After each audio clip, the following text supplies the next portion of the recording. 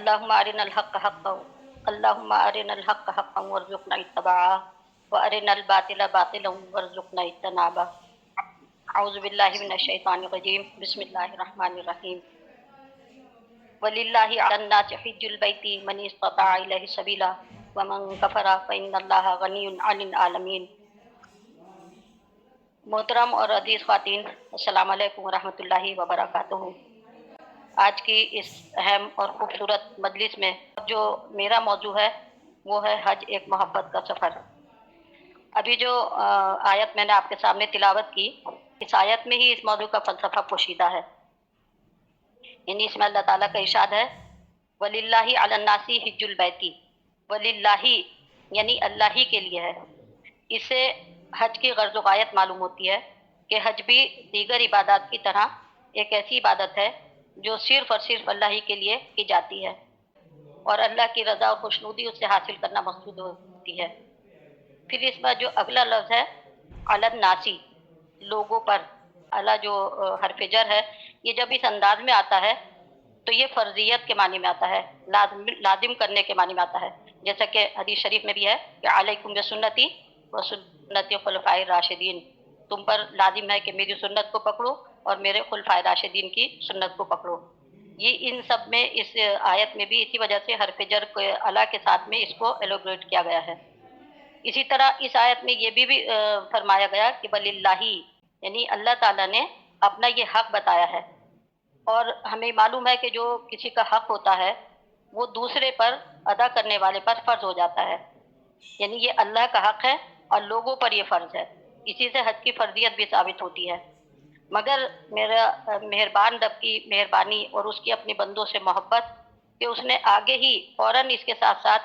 یہ بات بھی واضح کر دی کہ یہ فرضیت یہ سب کے لیے نہیں ہے، بلکہ من استطاع الیہ سبیلا، یہ فرضیت ان کے لیے ہے جو وہاں تک جانے کی استطاعت رکھتے ہوں، جو اس گھر کا سفر کرنے کا جن کے پاس ساز و سامان ہو، جو وہاں تک پہنچنے کی وسعت رکھتے ہوں، ان کے اوپر یہ فرض ہے، ان کے اوپر یہ لازم ہے کہ وہ اس گھر کا دیدار کریں، اس گھر کی طرف سفر کریں، اس گھر کے لیے عازم سفر ہوں۔ لیکن اس کے ساتھ ساتھ جو یہ ساری وسعت رکھنے کے باوجود بھی اگر عازم سفر نہ ہو، ان کے دل میں اس گھر کو دیکھنے کی شوق نہ ہو، اس گھر تک پہنچنے کی تمنا نہ ہو، تو اس کے بعد اللہ تعالیٰ نے فرمایا کہ وَمَنْ كَفَرَ فَإِنَّ اللَّهَ غَنِيٌّ عَنِ الْعَالَمِينَ، کہ جو اس سے انکار کرے، جو اس سے روگردانی کرے، تو اللہ تعالیٰ کو تمام عالم سے بے نیاز ہے، اس کو ضرورت نہیں ہے آپ کی بندگی کی، آپ کی عبادت کی، اس رب کی بندگی کی اور عبادت کے لیے اس کی بے شمار مخلوقات موجود ہیں۔ تو اسی سفر محبت، حج کے اس سفر محبت کو سمجھنے کی ہم کوشش کرتے ہیں۔ ہم دیکھتے ہیں کہ حج کے معنی میں اگر ہم دیکھیں کہ حج کیا ہے، حج کے لفظی میننگ اگر ہم سمجھنے کی کوشش کریں تو حج کے لفظی معنی جو لغوی ہمیں اس سے ملتے ہیں لغت کے ذریعے سے، وہ ہوتے ہیں ارادہ کرنا، کسی چیز کے لیے قصد کرنا۔ تو یعنی کسی اللہ، اس کے اگر ہم اصطلاحی معنی دیکھیں تو اس کے معنی ہوئے کہ اللہ کے گھر کا دیدار کرنے کا ارادہ کرنا، اور اس کو شرعی نقطہ نظر سے یا اس معنی میں دیکھتے ہیں عبادت کہ یہ رکن جو ہے، تو اس کا مطلب یہ ہے کہ کچھ مناسک، کچھ ارکان کی ادائیگی کے ساتھ میں اس گھر اس گھر تک پہنچنا، یہ حج ہے۔ لیکن حج کا سفر جو ہے وہ اصل میں محبت اور وفا کا سفر ہے، اور اس کا مدعا اور حاصل اللہ کے سوا کچھ نہیں ہے کہ ہمیں صرف اور صرف اللہ کی رضا حاصل ہو جائے۔ اس کا ہر منزل محبت اور وفا کی منزل ہے۔ یوں سمجھیے کہ حج سارا کا سارا یحبہم و یحبونہ کی ایک مجسم اور متحرک تصویر ہے، یعنی اللہ تعالیٰ اپنے پروانوں سے محبت کرتے ہیں، اور یہ پروانے اس کی محبت میں سرشار ہو کر اس کے گھر کا دیدار اور اس کے گھر کی تلاش میں، اس کے گھر کی طواف کے لیے نکل پڑتے ہیں۔ اور یہی بات اگر ہم سمجھنے کی کوشش کریں کہ یہ محبت ہے کیا، یہ محبت وہ جذبہ ہے جو اللہ تعالیٰ نے انسان کے اندر فطری طور پر رکھا ہے۔ قرآن میں بھی اس چیز کی طرف ہمیں اللہ تعالیٰ نے رہنمائی فرمائی ہے، یعنی محبت کے بارے میں عام طور سے جو چیز لوگ سمجھتے ہیں اور سوچتے ہیں وہ یہ سمجھتے ہیں کہ محبت کوئی اچھی چیز نہیں ہے، لیکن اللہ تعالیٰ اس چیز کو جانتے ہیں، اور اللہ تعالیٰ نے قرآن میں اس چیز کی وضاحت کر دی اور خود بتا دیا کہ محبت ایک فطری جذبہ ہے جو اللہ تعالیٰ نے انسان کے اندر ودیعت کیا ہے۔ اللہ ताला ने ये कुरान में फरमाया कि ज़ुय्यिना लिन्नासि हुब्बुश शहवाति मिनन निसाई वल बनीना वल क़नातीरिल मुक़न्तरती, ये पूरी आयत, इस आयत में भी अल्लाह ताला ने यही बता दिया कि अल्लाह ताला ने ये जो पसंदीदा दिलफरेब चीज़ें हैं उनकी मोहब्बत इंसान के दिल में डाल दी है। औरतों की, बच्चों की, औलाद की, सोने चांदी के ढेर और गाड़ियाँ या घोड़े, इस तरह की ये सारी चीज़ें अल्लाह ताला ने इंसान की फितरत में वदियत किया है कि वो उनसे कुदरती तौर पर मोहब्बत रखता है। फिर इसी तरह से दूसरी जगह अल्लाह ताला ने सूरह तौबा में इरशाद फरमाया कि कुल इन काना आबाउकुम व इख्वानुकुम व अज़वाजुकुम व अशीरतुकुम व अम्वालुन इक़्तरफ़्तुमूहा व तिजारतुन तख़शौना कसादहा व मसाकिन तर्दौनहा अहब्बा इलैकुम मिनल्लाहि व रसूलिही व जिहादिन फ़ी सबीलिही फ़तरब्बसू। ये आयत, इस आयत में भी अल्लाह ताला ने मुख्तलिफ जो चीज़ें ये गिनाई हैं, जो नेमतें गिनाई हैं, जो अल्लाह ने इंसान को अता की हैं, उन सारी नेमतों का जिक्र करने के बाद अल्लाह ताला ने फरमाया कि तुम्हारे वालिदैन, तुम्हारे आबा व अजदाद, तुम्हारे भाई, तुम्हारे अज़वाज और तुम्हारे ख़ानदान और तुम्हारे वो माल जो तुम बड़े शौक़ से कमाते हो, और वो तुम्हारी वो तिजारतें जिसमें तुम्हें कसाद बाज़ारी का या उसके घाटे का तुम्हें अंदेशा लगा रहता है, या वो घर जो तुम बड़े दिल शौक़ से बनाते हो, ये सारे के सारे, तो अल्लाह ताला ने इन सारी चीज़ों को फरमाया कि ये सारी चीज़ें, इनकी मोहब्बत अहब्बा इलैकुम, अगर तुम्हारे ऊपर गालिब आ जाए इनकी मोहब्बत अल्लाह से और उसके रसूल से और उसके रास्ते में जिहाद करने से, तो फिर तुम इंतज़ार करो कि हाँ तक कि अल्लाह ताला अपना फैसले ले आए।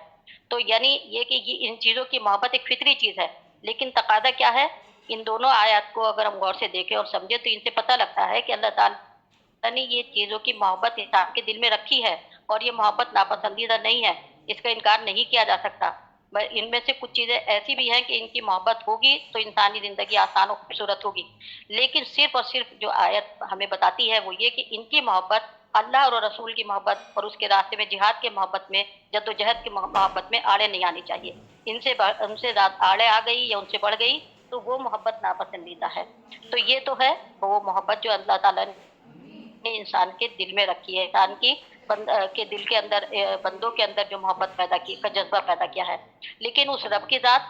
जो अपने बंदों से मोहब्बत करने वाली है, उस ज़ात की मोहब्बत को अगर हम देखें तो वो ज़ात की मोहब्बत के तो क्या ठिकाने हैं। कुरान में ही अल्लाह ताला के बारे में नबी अकरम सल्लल्लाहु अलैहि वसल्लम की एक हदीस का जो मफ़हूम है वो ये कि वो अल्लाह ताला अपने बंदों से, माँ-बाप से भी ज़्यादा मोहब्बत करने वाले हैं, और वो इतनी ज़्यादा उनकी मोहब्बत है कि उनके एक हिस्सा मोहब्बत रब्बुल आलमीन ने अपने दुनिया में बंदों के लिए रखी है, और 99 हिस्से मोहब्बत जो है वो आखिरत के लिए अल्लाह ताला ने रखी है, जो अपने बंदों पर उंडेलेंगे। और कुरान में ये अल्लाह ताला ने कहा कि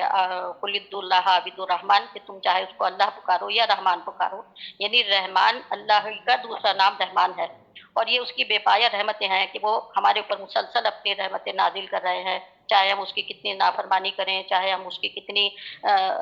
दिन रात जो है वो अपनी ज़िंदगी उसकी नाफरमानियों में और सरकशियों में गुजारते हैं, उसके बावजूद उसकी रहमत अब अपने बंदों पर कम नहीं होती। वो अपनी मखलूक़ात के ऊपर अपनी रहमतें नाज़िल कर रहा है, दिन रात नाज़िल कर रहा है, और ये हम देखते हैं कि ये भी उसकी रहमत ही का जलवा है कि वो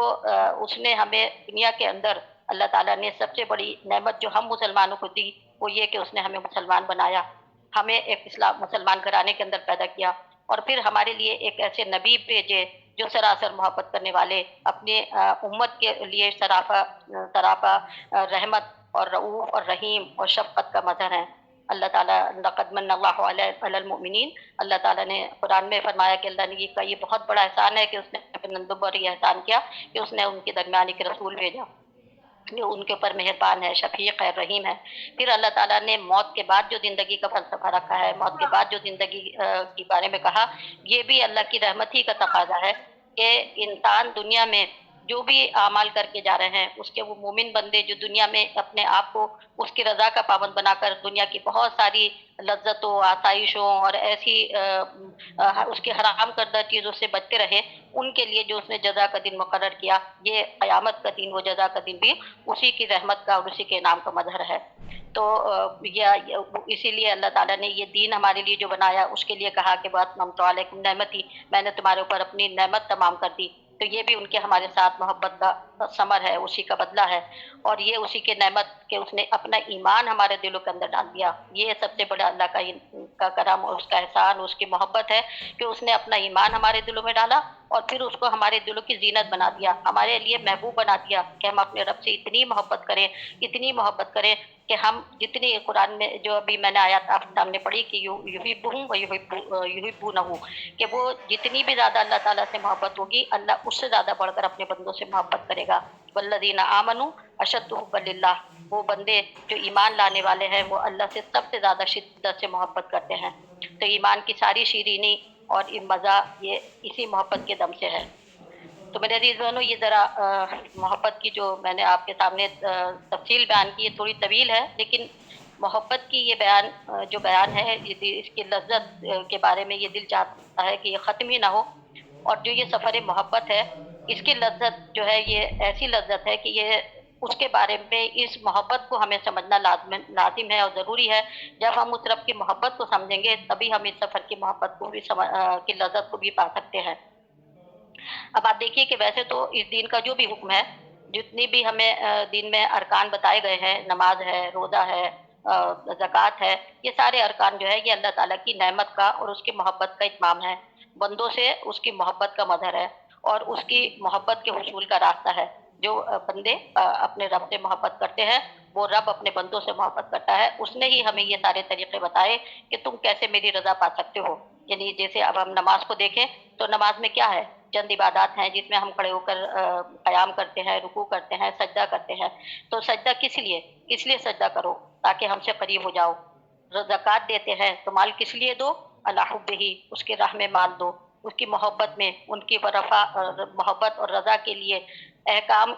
اس کے حلال اور حرام کے جو احکام ہوں یا اخلاق و معاملات کے ہوں یا ہجرت اور جہاد کے ہوں، سب ہم پر ان کی اللہ تعالیٰ کی شفقت اور رحمت پر مبنی ہیں۔ یہ سارے احکامات اسی لیے ہمیں بتائے گئے ہیں کہ وہ رب ہم سے محبت کرتا ہے۔ مگر عزیز بہنوں، حج کی بات ہی دوسری ہے۔ یہ تو ہم سے اللہ کی محبت کا اور اس کی محبت کا اظہار ہے اور اس کا مظہر ہے۔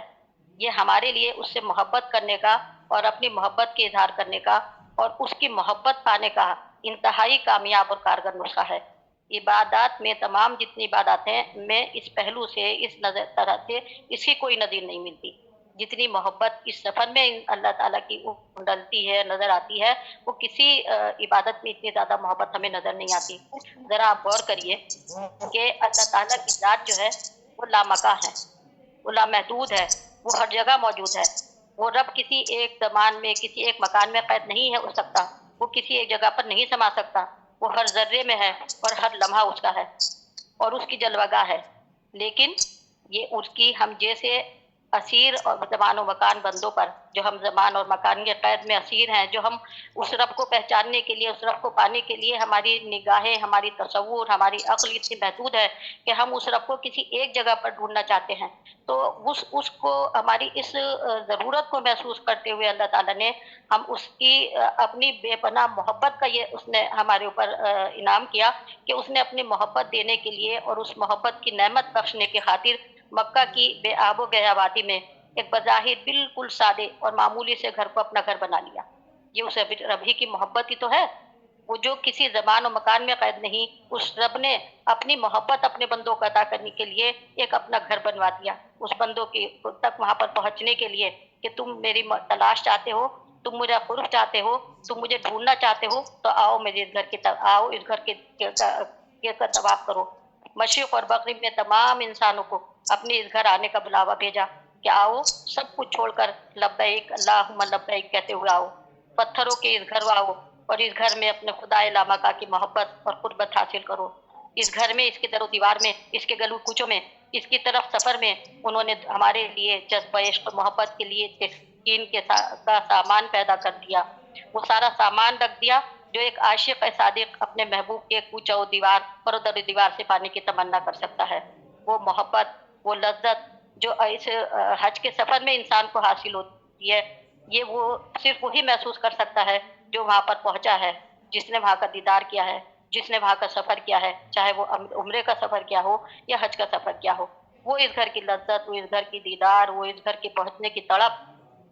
اور اس کی جو محبت اللہ تعالیٰ نے انسان کے دل میں رکھی ہے۔ اب آپ یہ دیکھیے کہ یہ وہ محبت ہے۔ آپ دنیا میں کہیں پر بھی سفر کرتے ہیں، کہیں پر بھی جاتے ہیں، دنیا کے کسی ملک میں گھومتے ہیں، آپ وہاں پر جائیں گے، دیکھیں گے تو اللہ تعالیٰ نے کائنات میں اپنی نشانیاں اس نے بنائی ہیں، ان کو دیکھ کر عقل دنگ رہ جاتی ہے، ان کو دیکھ کر عقل ششدر رہ جاتی ہے، انسان مبہوت ہو جاتا ہے اور ایک حد تک ان کو دیکھتا رہتا ہے، اور ان کے لیے انسان کے پاس الفاظ نہیں ہوتے کہ ان کی تعریف بیان کرے اس رب کی، اس نے جو یہ کائنات بنائی ہے۔ اس کائنات میں جا کر انسان جب ڈوبتا ہے، دیکھتا ہے، تو اس کو ہر جگہ کرشمے نظر آتے ہیں۔ لیکن دنیا کے کسی ملک میں چلے جائیے، کسی جگہ چلے جائیے، کسی بھی چیز کو آپ دیکھ لیجیے، ایک بار دو بار دیکھنے کے بعد آپ کو وہ خواہش دل میں پیدا نہیں ہوگی، وہ تڑپ دل میں پیدا نہیں ہوگی جو حج کا پر جانے کے بعد، جو خانہ کعبہ جانے کے بعد، جو وہاں عمرہ کرنے کے جانے کے بعد، جو وہاں سے واپس آنے کے بعد انسان کے دل میں ایک تڑپ پیدا ہوتی ہے۔ جو ایک بار اس گھر کو دیکھ لیتا ہے، جو ایک بار اس گھر پر ہو آتا ہے، وہ چند دن کے بعد چاہے وہاں سے آپ کتنے پریشان ہو اپنے سفر میں، آپ تھک جائیں، آپ کو تھکان ہو جائے، آپ کے جسم میں تکلیفیں ہوں، آپ کے پیروں میں تکلیفیں ہوں۔ آج کل کے دور میں جو ہم لوگ جس صحت کے ساتھ میں ہیں، تو ہم لوگوں کے لیے وہاں پر چلنا پھرنا دشوار اور وہ پریشانیاں پیش آتی ہیں، لیکن وہ ساری پریشانیاں، وہ ساری لذتیں، وہ اس خانہ کعبہ کا طواف کرنے کے بعد، اس گھر کا دیدار کرنے کے بعد سب ہچ ہو جاتی ہیں۔ اور پھر چند دن بعد وہاں سے واپس آنے کے بعد انسان پھر وہی تمنا کرتا ہے، جہاں کسی کو جاتے ہوئے سنتے ہیں، پھر وہ دل میں تڑپ پیدا ہو جاتی ہے کہ وہ چلا اور میں رہ گیا۔ یہ ہے اس رب، اس کی محبت، جو اس رب نے اپنے گھر کی محبت ہمارے دلوں کے اندر پیوستہ کر دی۔ یہ اس کی محبت ہی کا کرشمہ ہے کہ انہوں نے عشق اور محبت کے اس مرکز میں، جو بظاہر حسن تعمیر اور جمال ماحول سے بالکل مبرہ ہے، کوئی بہت خوبصورت بلڈنگ نہیں ہے خانہ کعبہ کی، کوئی ایسی بھی عمارت نہیں ہے کہ اس کے اندر ہمیں بڑی نقاشی، بڑی کاریگری اور بڑی وہ چیزیں نظر آ رہی ہوں۔ بالکل ایک عام سا، اور صرف اس کے اوپر ایک کور چڑھا ہوا ہے، غلاف ڈالا ہوا ایک گھر ہے، لیکن اس کے اندر جو اللہ تعالیٰ نے اعلیٰ ترین شرف اور کرامت رکھی ہے، اس میں جو اپنی بے پناہ عظمت اور جلال اس میں پیدا کیا ہے، اس کے سبب سے اللہ تعالیٰ نے اس گھر کو اپنی رحمت، محبت، برکت، ہدایت اور انعام اور اکرام کے لازوال چشمے وہاں پر جاری کر دیے۔ آیات بینات کا ایک اتھا خزانہ ہے جو اللہ نے اس گھر کی سادہ مگر محبت کے رنگ سے رنگین داستان کے ورق ورق پر رقم کر دیا ہے۔ اللہ کے گھر کے حسن جمال اور شان محبوبیت کا بیان اس طرح الفاظ سے باہر ہے، جس طرح کسی حسین کے حسن کا اور کسی شے لذیذ کی لذت کا، جو ہم دیکھنے اور چکھنے کے بعد ہی انسان اس کا مزہ پا سکتا ہے، اسی طرح سے اس گھر کی، اس کی تعریف اور وہاں کی لذت جو انسان کو حاصل ہوتی ہے، اس کا بیان بھی الفاظ میں نہیں کر سکتے۔ دوسری طرف اللہ تعالیٰ نے اپنے چاہنے والوں کے دلوں میں اس گھر کی محبت ڈال دی ہے۔ یہ بات جو بھی میں بتائی کہ اس کی محبت جو اللہ تعالیٰ نے انسان کے دلوں میں ڈال دی، وہ اس کا نتیجہ یہی ہے کہ جو جا نہیں سکتے وہ بھی جانے کی آرزو اور شوق میں سلگتے رہتے ہیں، اور کچھ نہیں تو کیا، روزانہ 5 دفعہ اس گھر کی طرف رخ کر کے گھر کے مالک سے قرب اور ہم کلابی کے لیے کوشاں ہوتے رہتے ہیں کہ رب ہمیں اس گھر کا بلا لے، اپنے گھر کا دیدار کرا دے۔ وہ تصور میں اس خانہ کعبہ کو بسا کر جو ہے اس گھر کی طرف رخ کر 5 دن میں 5 دفعہ نمازیں پڑھتے ہیں، لیکن ایک طرف دیار محبوب کی شان محبوبیت اور دوسری طرف محبت کرنے والوں کی محبت، ازل سے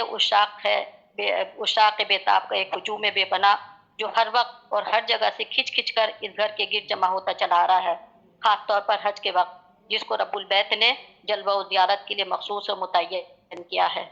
یہ وہ گھر جہاں پر تمام حاجی آج کل اب پہنچنے والے ہیں، اور وہاں پر پہنچ چکے ہیں اور کچھ وہ ارکان کرنے کے لیے جا رہے ہیں۔ اب ذرا ہم حج کے اعمال اور مناسک کو دیکھتے ہیں جو وہاں پر بجا لائے جاتے ہیں، جو حج کے ارکان کیے جاتے ہیں۔ یہ سب کے ارکان کیا ہے؟ یہ سارے ارکان بھی عشق و محبت کے اعمال ہیں، اور کس کی محبت اور عشق کے ہیں؟ یہ اپنے پیارے خلیل حضرت ابراہیم علیہ السلام کی یاد میں، حضرت ابراہیم علیہ السلام کی آل کی یاد میں، ان کی بیوی کی آل کی یاد میں اللہ تعالیٰ نے وہ تمام ارکان تمام امت مسلمہ پر آنے والے لوگوں کے اوپر لازم قرار دے دیے۔ قرآن میں اللہ تعالیٰ نے ارشاد فرمایا، قد کانت لکم اسوۃ حسنۃ فی ابراہیم، تمہارے لیے ابراہیم علیہ السلام میں ایک بہترین نمونہ ہے۔ تو یعنی نبی حضرت ابراہیم علیہ السلام کی سیرت میں جو نمونہ اللہ تعالیٰ نے ہمارے لیے رکھا ہے، وہ کیا ہے کہ انہوں نے دنیا کی ہر محبت کو اللہ کی محبت پر قربان کیا، جس میں سب سے پہلے انہوں نے اپنے والدین کی محبت کو قربان کیا، اپنے گھر بار والدین کو چھوڑا، اپنے خاندان کو چھوڑا، اپنے وطن سے ہجرت کی، وطن کی محبت کو قربان کیا، اپنی اولاد کو قربان کرنے کے لیے کھڑے ہو گئے، اپنی بیوی کو اور چھوٹے بچے کو بے آب و گیا وادی میں چھوڑ کر آ گئے. یہ ساری محبتیں وہ محبت ہے جن سے انسان دنیا کے اندر، جن کی وجہ سے انسان کہاں کہاں پہنچ جاتا ہے، حلال اور حرام کی تمیز چھو بیٹھتا ہے. لیکن حضرت ابراہیم علیہ السلام سے جب کبھی بھی اللہ تعالیٰ نے آزمائش ان کی لی، اور جن آزمائشوں میں ان کو ڈالا وہ اس میں پورے اترے. اذ ابتلی ابراہیم ربہ فاتمہن. جب کبھی بھی ابراہیم علیہ السلام کو آزمائش میں اللہ تعالیٰ نے ڈالا تو وہ ہر امتحان میں پوری طرح کامیاب ہوئے. تو اسی وجہ سے اللہ تعالیٰ نے ان کو قرآن میں مختلف پیارے پیارے ناموں سے پکارا کہ ان ابراہیم لأواہ منیب. ابراہیم وہ شخص تھے جو بہت دلگداز اور بار بار اس کی طرف رجوع کرنے والے تھے. شاکر لانعمہ، اس کی بہت ساری نعمتوں کا شکر ادا کرنے والے تھے. پھر قرآن میں ہی اللہ تعالیٰ نے کہا اس قال ربہ اسلم، کہ رب اللہ تعالیٰ نے کہا کہ میرے فرما بردار بن جاؤ. قال اسلمت رب العالمین، فوراً انہوں نے کہا کہ اللہ میں تیرے رب العالمین کا میں مسلم ہو گیا. ایک لمحے کا انی وجہت وجہ للذی فطر السماوات والارض، وہ پورا کا پورا دنیا سے کٹ کر میں ایک اس حنیف ذات کی طرف یکسو ہو کر میں نے اپنا رخ کر لیا. اسی لیے اور دوسری جگہ اللہ تعالیٰ نے پھر اسی وجہ سے فرمایا کہ ابراہیم الذی وفا، ابراہیم تو وہ شخص ہے، وہ ذات ہے کہ جنہوں نے وہ اپنا وفاداری کا حق ادا کر دیا. اور کانت ابراہیم امت ابراہیم علیہ السلام کے بارے میں اللہ تعالیٰ نے فرمایا کہ ابراہیم تو خود ایک پوری امت تھے، اپنی ذات میں ایک امت تھے. تبھی اللہ تعالیٰ نے ان کو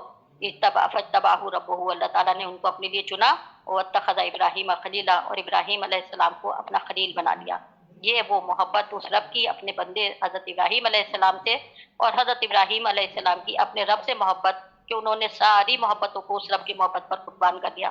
تو یہ وہ فلسفہ کہ اپنے رب کی ابراہیم علیہ السلام سے محبت، ابراہیم علیہ السلام کی اپنے رب سے محبت، ان سارے ارکان اور ان سارے مناسک کو اس رب نے قیامت تک کے لیے جاری و ساری کر دیا کہ تمام وہ عشاق جو اس رب کی سے محبت کا دعویٰ کرتے ہیں وہ آئے اور اپنی اس محبت کو دلیل کے طور پر اس میں پیش کریں. اس حج کے دنوں میں، حج کے چند ایام کے اندر آ کر وہ اس محبت کا اپنا